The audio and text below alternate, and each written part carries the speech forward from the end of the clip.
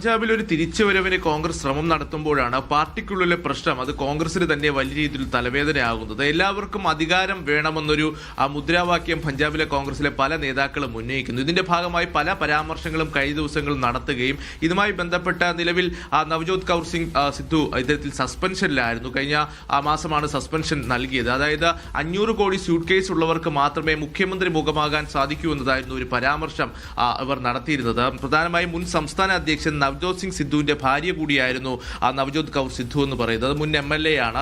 ഇതുമായി ബന്ധപ്പെട്ട അധികാര തർക്കങ്ങൾ തന്നെയാണ് വലിയ രീതിയിൽ പ്രതിസന്ധിയിലേക്ക് പഞ്ചാബ് കോൺഗ്രസിനെ കൊണ്ടുപോകുന്നത്. എന്തായാലും സസ്പെൻഷനിലിരിക്കെ താൻ പാർട്ടി വിട്ടതായി ഇപ്പോൾ നവജോത് കൗർ അറിയിച്ചിരിക്കുകയാണ്. ഈ പാർട്ടിയിൽ തുടരാൻ താൻ ആഗ്രഹിക്കുന്നില്ല. കാരണം ആം ആദ്മി പാർട്ടിക്കൊപ്പം ചേർന്നുകൊണ്ട് കോൺഗ്രസിനെ പഞ്ചാബിലെ PCC അധ്യക്ഷൻ തകർക്കുന്നു എന്ന ആരോപണം കൂടിയാണ് നവജോത് കൗർ ഇപ്പോൾ ഉയർത്തിയിരിക്കുന്നത്. വരും ദിവസങ്ങളിൽ വലിയ രീതിയിലുള്ള വിവാദം ഒരുപക്ഷെ BJP-യിലേക്കടക്കം നവജോത് കൗർ പോകുമെന്നുള്ള സൂചനകളാണ് ഇപ്പോൾ ലഭിക്കുന്നത്.